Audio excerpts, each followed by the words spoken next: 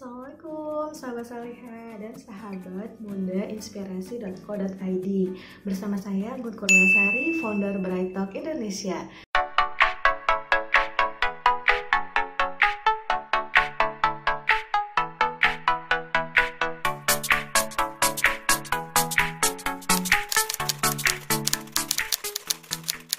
Kali ini kita akan belajar tentang fitrah femininitas supaya kita biar betah di rumah aja.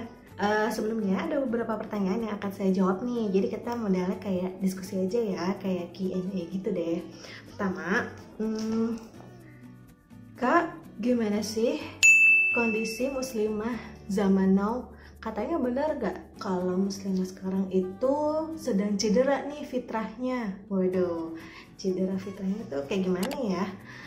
Jadi gini, saya sebenarnya sempat beberapa kali ngobrol dengan tim Bright Talk dan ngobrol dengan banyak muslimah lainnya.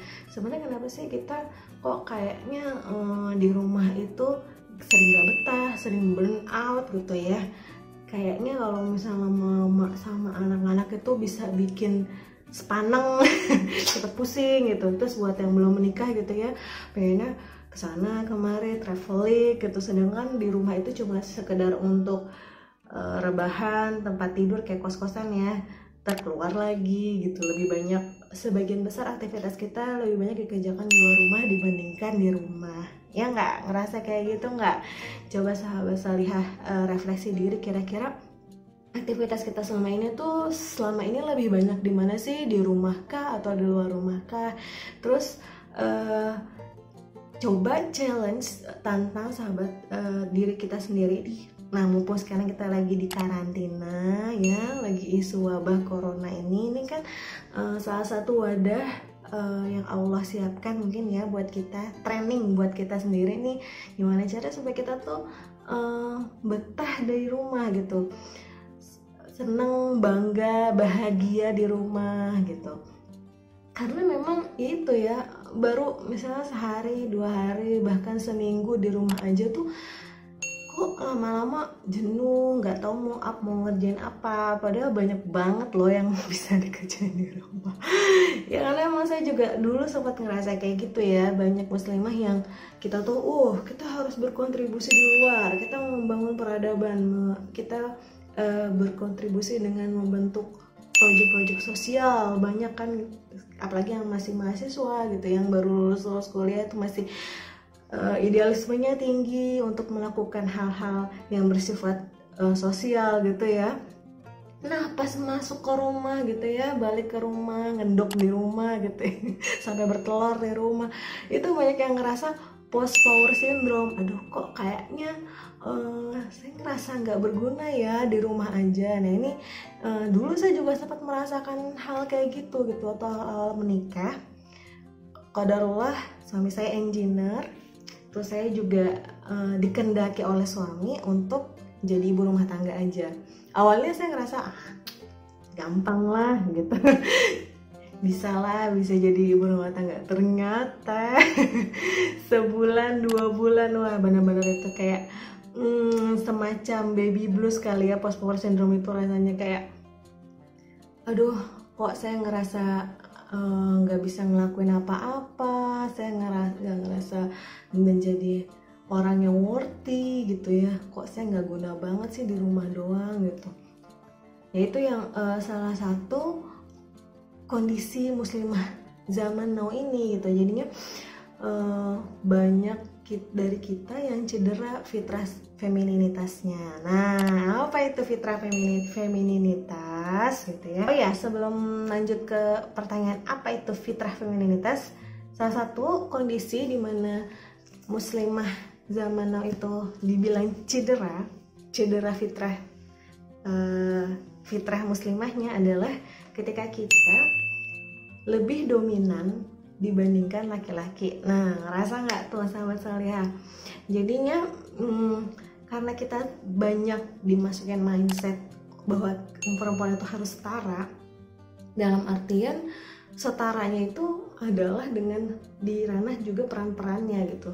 Semua peran kalau laki-laki bisa mengerjakan, kita juga harus bisa mengerjakan. Nah itu juga salah satu parameter kenapa kita kok jadinya merasa nggak nyaman dengan peran-peran yang memang sebenarnya Allah kasih khusus buat perempuan dan itu nggak diberikan untuk laki-laki gitu.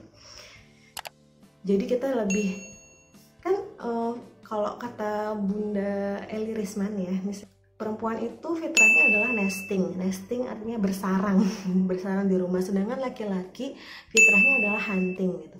Nah, kenapa malah sekarang banyak perempuan yang lebih senang hunting jadi lebih dominan dibandingkan laki-laki itu sendiri ya, terkait misalnya jodoh pun gitu ya, aduh capek nih kita pasif gitu menunggu datangnya jodoh, yaudahlah kita hunting aja nih, hunting cowok-cowok kita coba lamar gitu, nggak masalah sebenarnya. Cuma kan memang fitrahnya kan sebenarnya, saya pun juga kalau misalnya ditanya nih ke suami, ada nggak laki-laki yang siap menikah gitu, ini jadi konteksnya kemana-mana, cuma memang mirip gitu, misalnya ada nggak laki-laki yang siap nikah nih, ada ahwat yang udah available gitu. Nah pasti jawaban suami, aduh laki-laki tuh rata-rata inginnya nyari sendiri gitu, hunting dia. Memang fitrahnya seperti itu, baik masalah rezeki, masalah kan karena jodoh itu masuk ke dalam rezeki ya, itu juga termasuk. Makanya jarang cowok yang senang untuk ditawarkan gitu, jadi lebih senang untuk dia mencari sendiri.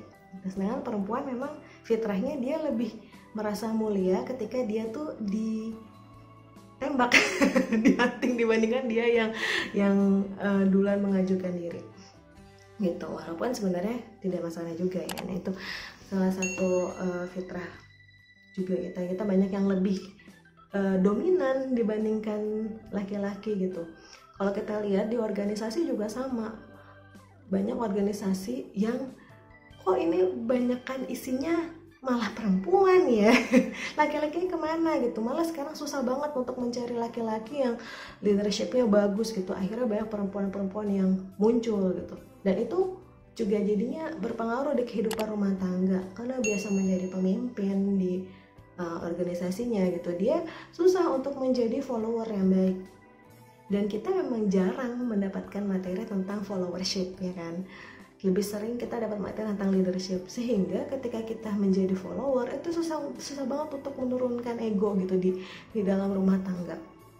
Kita lebih senang speak up, kita lebih senang mengatur-ngatur gitu kan, merasa kalau misalnya suami tidak pada tempatnya, merasa aduh suami gue nggak bisa diandelin nih, yaudah gue aja maju gitu, termasuk di dalamnya urusan finansial gitu. Padahal sebenarnya kan tidak ada yang namanya nafkah itu dari pihak perempuan gitu. Jadi yang namanya nafkah, meskipun ternyata nih support finansial keluarga itu adalah dari perempuan, laki-lakinya misalnya belum Allah kasih rezeki lewat laki-laki ini, itu jatuhnya bukan nafkah gitu. Laki-laki ini nggak bebas tugas nafkah gitu, misalnya udah ada support dari perempuan itu. Enggak, tetap dia punya kewajiban, dan bahkan dia zolim kalau nggak melakukan apa-apa gitu ya. Jadinya yang dilakukan perempuan itu tetap namanya sedekah, bukan nafkah. Nah itu yang banyak banget problematika muslimah zaman now sekarang, karena cedera fitrah femininitas itu sendiri. Nah sekarang apa sih fitrah femininitas? Nah ini kan udah sering dijawab, dan kembarannya. Jadi ini mereka tuh sepaket, nggak cuma berdiri sendiri ya. Ada namanya fitrah femininitas dan fitrah seksualitas dan fitrah maskulinitas gitu ya. Fitrah femininitas dan fitrah maskulinitas. Ini semua adalah tentang seksualitas. Jadi sebenarnya nama besarnya itu fitrah seksualitas. Nah dibagi dua, satu femininitas, satu lagi maskulinitas. Nah, ini saya pelajari dari guru-guru saya, ada Ustadz Haris Santosa, Ustadz Adriano Rusfi, Pak Dodik Marianto, dan istrinya Bunda Septipeni Wulandani. Ya, jadi nanti banyak konsep yang saya pakai dari ilmunya dari beliau semua, para syekh, para mastah di bidang fitrah ini. Yang pertama, fitrah femininitas dulu ya, kita bahas fitrah femininitas. Fitrah feminin itu kan perempuan ya, jadinya fitrah feminitas adalah hal-hal yang mensupport kita untuk menjalani peran-peran kita sebagai seorang feminin, sebagai seorang perempuan gitu. Apa aja tuh hal-hal tersebut gitu yang mensupport diri kita untuk menjalankan peran-peran perempuan itu gitu. Peran-peran perempuannya apa aja sih gitu? Ya peran kita sebagai great woman gitu ya, wanita secara utuh gitu, mar'atus sholihah. Kemudian peran kita sebagai wonderful wife gitu, sebagai zaujatul muti'ah gitu ya kalau di Bretok, istri yang taat gitu. Jadi peran sebagai wanita, peran sebagai istri, dan juga peran sebagai super mom, sebagai ibu umul madrasah, ibu peradaban, ibu pendidik utama. Nah, jadi hal-hal yang bersupport kita untuk menjadi perempuan, menjadi istri, dan menjadi ibu lah, itulah yang disebut fitrah kita, fitrah femininitas kita. Apa aja gitu. Ini ada beberapa contohnya ya, supaya lebih kebayang. Pertama, rasa empati. Kita bisa berempati kepada orang lain, karena peran-peran ini sangat erat kaitannya dengan orang lain ya kan. Peran-peran ini bukan peran-peran yang sifatnya individualistik, lebih cenderung sosial. Karena menjadi ibu adalah ketika kita urusan kita dengan anak-anak kita, menjadi istri adalah urusan kita dengan suami kita, dan menjadi mar'atus sholihah urusan kita dengan Allah gitu ya, dan dengan masyarakat, gitu, hablum minallah dan hablum minannas. Jadi tadi ya empati, jadi kita perlu rasa empati, sifat empati itu bisa merasakan apa yang dirasakan oleh orang lain itu. Jadi penuh dengan rasa. Memang perempuan itu penuh dengan perasaan gitu. Gak masalah, aduh lo baper banget sih, apa-apa dibawa perasaan gitu. Nah justru itulah fitrah kita gitu. Kita mau fitrahnya gak mau baper. Kita mau fitrahnya memang penuh dengan emosional gitu. Karena segala sesuatu yang harusnya individualis gitu ya, butuh profesionalism, itu sebenarnya lawannya dari fitrah femininitas, yaitu fitrah maskulinitas gitu. Seringkali kita menuntut, karena kita jeblok nih fitrah femininitasnya, kita lebih cenderung maskulin, bahkan lebih maskulin dibandingkan laki-laki itu sendiri gitu. Kita mengharapkan segala sesuatu itu profesional sesuai pada porsinya. Padahal seharusnya perempuan itu ya gak gitu-gitu amat lah gitu. Kalau kita menuntut segala sesuatunya profesional di ranah peran-peran wajib yang wajib kita jalani ini ya, sebagai istri, sebagai ibu gitu ya. Coba bayangin, rumah tangga kita harus berjalan segala sesuatunya secara profesional. Kita sendiri yang stres dengan KPI gitu, indikator keberhasilan ya kita canangkan sendiri gitu. Dulu saya kayak gitu, misalnya harus minggu itu waktunya family time, nggak boleh diganggu gugat. Terus misalnya hari Sabtu waktunya housekeeping nih, beberes rumah gitu. Senin sampai Jumat baru kerjaan lain gitu. Nah, anak kan kadang-kadang nggak bisa kayak gitu ya, nggak bisa langsung harus sesuai dengan ekspektasi kita kan. Kadang-kadang anak tiba-tiba tantrum gitu, kita lagi ngerjain kerjaan rumah di hari Sabtu, anak-anak nggak bisa nempel mulu bawaannya sama ibunya gitu kan, akhirnya kerjaan rumah nggak ada yang beres gitu. Terus kita stres sendiri karena kita berharap diri kita tuh profesional harus sesuai dengan indikator keberhasilan dan kerapihan yang sudah kita canangkan sebelumnya gitu. Nah jadi ini kita stres sendiri gitu. Nah ketika kita nggak punya rasa empati, kita lebih susah untuk menurunkan standar, lebih susah untuk menurunkan ego kita gitu. Dari situ kenapa kita perlu empati dibandingkan profesionalisme itu sendiri. Kemudian yang kedua, lebih cenderung emosional dibandingkan rasionalisme, emosional dan rasional.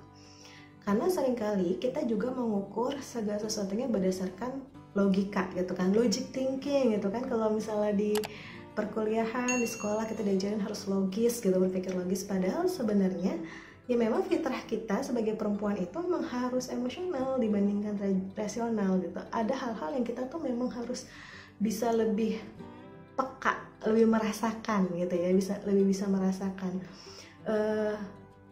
Misalnya nih, kayak sekarang nih case ya mau mudik. Kan ada program pemerintah kita nggak boleh mudik dulu gitu ya, tapi kita kita akhirnya menyampaikan kepada orang tua ya kita nggak bisa mudik nih, orang tua baper gitu, terus kita menuntut orang tua kita supaya aduh nggak bisa kayak gitu, ini tuh masalahnya pandemik itu kalau bisa kita kesana malah bisa merugikan. Itu kan secara rasional memang kayak gitu ya, tapi kan kita nggak bisa membuat segala sesuatunya menjadi rasional kayak gitu walaupun memang sebenarnya harusnya seperti itu ya. Nah inilah harus keluar nih emosional kita harus bisa merasakan iya ya orang tua kita sedih loh, orang tua kita misalnya mertua kita, saya di konteksnya saya mertua ya, mertua saya sudah sendiri seorang perempuan ya di kampung halamannya gitu, anak-anaknya merantau semua gitu. Masa ya sih cuma setahun sekali aja nggak bisa ngunjungin orang tua, kan sedih. Nah itulah ketika kita keluar nih emosional kita keluar, kita bisa merasakan apa yang orang tua kita rasakan. Akhirnya kita bisa memberikan solusi-solusi dibandingkan yang sifatnya emosional itu tadi. Kita mencoba untuk membahagiakan beliau walaupun nggak ketemu langsung gitu, tanpa kita benar-benar menjelaskan secara rasional ini masalah pandemik nih, wabah corona gitu. Kayak gitu contohnya. Terus yang terakhir konteksnya ya untuk fitrah femininitas ini adalah multitasking. Emang perempuan ini multitasking gitu kan, dia bilang nggak ada tuh namanya multitasking gitu. Nah dalam artian multitasking pekerjaannya memang akan selalu multi ya, selalu banyak, karena kita aja fitrahnya ada ketika berumah tangga nih, terutama ketika berkeluarga itu ada 3 kan, kita sebagai great woman, wonderful wife, dan super mom gitu. Jadi memang itu udah sepaket, kita memang harus multitasking minimal di 3 peran itu gitu, peran kita sebagai diri sendiri, dan peran kita sebagai istri, dan peran sebagai ibu gitu. Kalau kita nggak multitasking bisa kebayang nggak kita tuh harus mengajarkan segala sesuatunya tuh satu-satu gitu, orangnya harus fokus gitu. Sedangkan misalnya di saat yang bersamaan kita harus melayani suami gitu, tapi di saat bersamaan juga anak perlu diperhatikan gitu kan, meminta porsi masing-masing nih di saat yang bersamaan. Nah itu kalau misalnya kita nggak punya kemampuan multitasking, juggling yang baik gitu ya, akan mudah untuk ya tadi burn out gitu, jadinya pecah deh tuh rumahnya. Sedangkan di peran maskulinitas, laki-laki itu memang cenderung multi responsibility gitu. Jadi perempuan multitasking, laki-laki multi responsibility. Nah itu ya terkait fitrah femininitas dan fitrah maskulinitas. Oke, pertanyaan selanjutnya adalah mengapa sih fitrah ini penting untuk dipelajari gitu? Kenapa sih Kak kita harus belajar fitrah feminin tuh? Masalahnya nih saya dari kecil juga emang udah aslinya tomboy gitu. Saya orang gak feminin, gimana nih gitu. Saya membawaannya leadershipnya tinggi, koleris gitu. Gimana dong kalau misalnya saya punya koleris yang tinggi gitu? Nah, jadi yang perlu digarisbawahi bahwa fitrah feminin itu bukan berarti kita orangnya lembut, ibuan yang benar-benar kayak cewek-cewek feminin gitu. Kalau cewek yang tomboy nggak bisa untuk mempelajari fitrah femininitas ini, enggak gitu, bukan itu ya. Poinnya adalah kenapa kita perlu belajar ini, karena supaya kita bisa menjalankan apa yang memang Allah kehendaki terhadap diri kita sebagai perempuan. Kalau kita buka Quran surat Al-Ahzab ayat 33, nah di situ jelas banget waqarna fi buyutikum ya. Dan hendaklah kamu tetap di rumah. Itu perintah Allah kepada perempuan untuk menjaga diri, menjaga auratnya gitu, supaya kita tetap di rumah. Kenapa sih kita harus tetap di rumah aja gitu ya? Kenapa sih kita kenapa sih kita seorang perempuan di rumah aja, kita nggak boleh keluar rumah? Ya karena di akhir ayatnya disebutkan bahwa untuk membersihkan kamu sebersih-bersihnya. Artinya memang ketika kita keluar rumah ada banyak hal yang bisa berpotensi bagi perempuan untuk melakukan lebih banyak dosa dibandingkan di dalam rumah gitu ya. Kita di luar rumah kita berinteraksi dengan orang lain aja bisa muncul gibah gitu, karena perempuan itu lisannya kan memang secara fitrah nih, lisan perempuan juga kan lebih seneng ngobrol gitu, lebih sulit untuk menjaga gitu. Hal yang sepele aja kayak gitu lebih berpotensi dibandingkan ketika kita di rumah. Ya kan di rumah juga bisa, kan sekarang ada handphone, bisa apa namanya, bisa gibah di lewat handphone gitu. Bukan itu poinnya gitu. Ketika kita berinteraksi di luar rumah ini lebih rawan gitu. Maka dari itu Allah ingin kita menjaga diri di rumah supaya kita bisa lebih membersihkan diri gitu. Kemudian supaya kita juga bisa bangga dengan peran-peran kita di rumah, peran-peran domestik kita, karena segala sesuatunya itu memang dimulainya ya dari rumah gitu. Kalau kata Bunda Septipenny Wulandari gitu ya, bersungguh-sungguhlah di dalam, maka kita akan keluar dengan kesungguhan itu. Artinya memang segala sesuatunya dimulai inside out gitu, dimulai dari dalam diri kita, baru kita bisa keluar rumah gitu. Jangan berharap kita bisa berkontribusi di luar rumah kalau kita aja di dalam rumah itu masih berantakan dan diri kita sendiri aja masih berantakan. Itu bisa menjadi pemimpin di luar rumah, tetapi diri kita, anak-anak kita terlantar atau anak-anak kita nggak ada yang ngurus gitu. Kita mendelegasikan amanah yang sebenarnya itu diberikan ke kita ke orang lain gitu, tanpa kita nggak mindful dengan apa yang ada di rumah gitu. Ya udahlah, kan udah didelegasikan ke ART, udah didelegasikan ke ke sekolah gitu kan, terus kita berkarya di luar rumah tapi kita nggak mindful terhadap keluarga kita. Nah ini yang jadi PR buat kita gitu. Kenapa sih kita harus belajar fitrah femininitas? Karena nanti yang diminta pertanggungjawaban siapa? Apakah ART kita, apakah sekolah kita? Kan enggak, yang diminta pertanggungjawaban kita. Itu kan memang ART saya aja tuh yang udah saya kasih tahu gitu ya, saya kasih tahu gini, tapi misalnya ketika kita diminta pertanggungjawaban sama Allah gitu, udah dikasih tahu tapi kayak gitu, tapi salah gitu, nggak bisa kayak gitu. Tetap aja kan amanahnya kasih ke kita. Ketika orang yang didik kita delegasi, kita kasih wewenang itu nggak sesuai ekspektasi kita, tetap kita yang diminta pertanggungjawaban nanti sama Allah gitu. Kenapa anak kita bisa terjerumus di hal-hal yang tidak baik gitu? Ya itu kan salah pergaulannya gitu kan. Nggak bisa kayak gitu, tetap aja ada in charge di kita. Kenapa kita tidak memilihkan lingkungan yang terbaik bagi anak-anak kita? Itu ya. Jadi supaya kita bangga dengan pekerjaan-pekerjaan domestik yang ada di rumah, termasuk di dalamnya juga mengurus housekeeping ya, mengurus rumah gitu. Karena seringkali pekerjaan-pekerjaan yang sifatnya kerumahan itu kayak ART gitu, pekerjaan dalam tanda kutip kayak babu gitu. Gengsi kita mengerjakan pekerjaan dan gak bangga dengan itu, padahal sebenarnya emang itu pekerjaan siapa? Itu tanggung jawab siapa? Tanggung jawabnya suami. Sebenarnya sama tanggung jawabnya suami, tapi ketika kita didelegasikan oleh suami untuk mengerjakan hal itu, berarti kita ada jihad tersendiri gitu, pahala jihad tersendiri untuk mengerjakan itu gitu. Jadi kan sayang ya, maksudnya ini pekerjaan yang mulia justru, mencuci baju, mencuci piring gitu ya, ngepel rumah gitu. Itu pekerjaan suami, tapi ketika itu didelegasikan kepada diri kita, itu adalah menjadi pahala jihad buat kita gitu. Maksudnya sih kita meninggalkan itu semua gitu.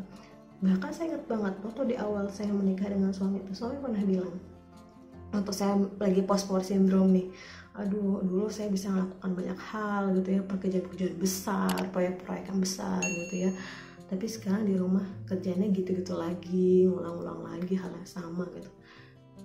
Nah suami saya bilang gitu, Bun gitu, nanti ya dek, bisa jadi ketika adik menyiapkan, ketika adik nyiapin minum aja nih buat emas gitu ya, itu pahalanya justru lebih Allah sukai dibandingkan hal-hal yang sifatnya besar tadi yang di luar rumah. Ini saya langsung jelek, oh iya ya. Kalau saya membuat suami saya ridho gitu, justru itulah pahala kita. Jadi sebenarnya kenapa sih kita harus di rumah gitu ya, kenapa fitrahnya perempuan itu adalah di rumah gitu. Itu tadi supaya kita tuh nggak ngelakuin hal-hal yang ribet di luar rumah sana, ngelakuin hal yang simple aja yang sepele di mata kita itu sepele gitu, tapi kita bisa mendapatkan pahala yang mulia gitu, yang bagus, yang gede banget gitu. Masya Allah ya. Nah kemudian di hadis ya, hadis riwayat Bukhari nomor 4789, seorang wanita adalah pemimpin atas rumah suaminya. Ia pun akan dimintai pertanggungjawaban. Nah, lagi seorang pemimpin, harusnya kita punya jiwa leadership yang di rumah ya, konteksnya di rumah. Leadership di rumah yang membuat kita menjadi bahagia dan senang. Kan kalau misalnya kata ulama ya, seharusnya seorang perempuan itu bisa melapangkan rumahnya gitu, membuat rumahnya terasa lapang baginya sehingga ia betah di rumah. Jadi dia nggak perlu keluar rumah gitu, karena segala sesuatu itu udah ada di rumah gitu. Nah itulah pekerjaan pemimpin, gimana caranya supaya kita tuh membuat diri kita, minimal diri kita dulu merasa sudah tercukupi dengan hal-hal yang ada di rumah, sehingga kita bisa membuat orang-orang yang ada di rumah itu juga sama gitu, betah di rumahnya, juga merasa pinginnya pulang terus bawaannya gitu ya. Nanti kalau misalnya kita punya anak-anak laki-laki gitu ya, terus suami kita juga gitu, itu rasanya kayak mau pulang aja, bawaannya pengen pulang aja, rindu rumah, homesick. Nah ini soalnya kalau pernah ngerasain homesick gitu ya, aduh kok kayak kangen rumah nih gitu ya, itu berarti orang yang jadi pemimpin di rumah itu, di rumah tersebut gitu, termasuk apakah ibu kita gitu ya, atau nenek kita kalau misalnya kita tinggal sama nenek, itu berhasil menjadi pemimpin di rumah karena ia berhasil untuk menciptakan orang-orang penghuni di rumahnya itu jadi rindu akan rumah gitu. Nah itu PR kita, kenapa kita perlu belajar fitrah femininitas gitu ya, supaya kita bisa jadi pemimpin yang baik buat rumah kita, membuat rumah ini seperti taman surga gitu. Masya Allah. Jadinya kalau kita aja punya tugas untuk membuat rumah kita seperti taman surga, masa iya sih kita aja nggak betah di rumah kita sendiri? Gimana caranya kita membuat rumah kita menjadi taman surga kalau kita sendiri aja kayak bawaannya suntuk, jenuh, bosan dengan hal-hal yang ada di rumah? Harusnya kita yang menciptakan suasana itu kan, karena kita pemimpin di rumah kita. Pertanyaan terakhir, bagaimana supaya kita bisa tetap berkarya atau berkontribusi sesuai dengan fitrahnya? Ya, segala sesuatunya balik lagi ke diri sendiri. Dari keluarga kita, baru lingkungan terdekat kita, baru ke masyarakat, dan baru ke bumi, dunia secara umum. Jadi memang segala sesuatu yang dimulai dari di rumah. Peradaban itu dimulai dari keluarga kita gitu, karena keluarga adalah entitas terkecil dari sebuah peradaban. Jadi pastikan kita sebagai perempuan itu beres dulu dengan apa yang ada di dalam diri kita dan di rumah kita gitu ya. Jadi kita mulai dari situ dulu ya. Maka dari itu pastikan kita punya space untuk tetap bertumbuh meskipun di rumah aja. Jadi pastikan kita juga di rumah mentang-mentang udah di rumah aja tapi kita nggak ngapa-ngapain gitu, enggak, kita harus tetap bertumbuh nih. Karena kalau kita sendiri nggak bertumbuh, kita nggak bisa memberikan apa-apa untuk orang lain kan. Orang yang nggak punya apa-apa kan nggak bisa memberikan kepada orang lain. Jadi kita harus pastikan diri kita harus tetap bertumbuh terus gitu. Kita harus tetap berprogres dari segi spiritualitas kita, dari intelektualitas kita, dari kesehatan kita gitu ya. Ini 5 pilar kalau di Bretok ya. Terus juga finansial kita gitu. Karena kita bukan mencari nafkah, terus finansial kita di mana ya? Dari nafkah suami, kita menjaga harta suami gitu ya. Kalau kita punya keterampilan untuk berbisnis atau menghasilkan pundi-pundi uang sendiri itu juga bagus ya. Terus yang terakhir terakhir adalah aspek sosial kita gitu. Jadi minimal di 5 aspek ini, ulang lagi ya, spiritual, intelektual, kesehatan, finansial, dan sosial ini kita tetap bertumbuh gitu. Ketika 5 aspek ini kita sudah bisa dipegang nih, insya Allah kita bisa menjadi pribadi yang baik, yang siap punya energi full untuk memberikan sesuatu ke suami kita, ke anak-anak kita, dan juga nanti ke masyarakat secara luas gitu. Ya lah, cuma begitu doang gitu. Cuma gitu, ya memang kayak begitu. Dimulai dari keluarga kita dulu, kita pastikan keluarga kita sudah settle, baru kita bisa memikirkan segala sesuatu yang ada di luar. Bahkan kalau bisa, segala proyek sosial yang akan kita lakukan di luar itu justru malah menjadi proyek keluarga kita gitu. Awalnya nih, kayak kita lihat ya, guru-guru saya nih tadi ya, Ustadz Haris Santosa, beliau bikin project Fitrah Based Education yang itu ada bukunya ya. Konsep-konsep FBE itu justru malah memang itu proyek keluarganya beliau gitu.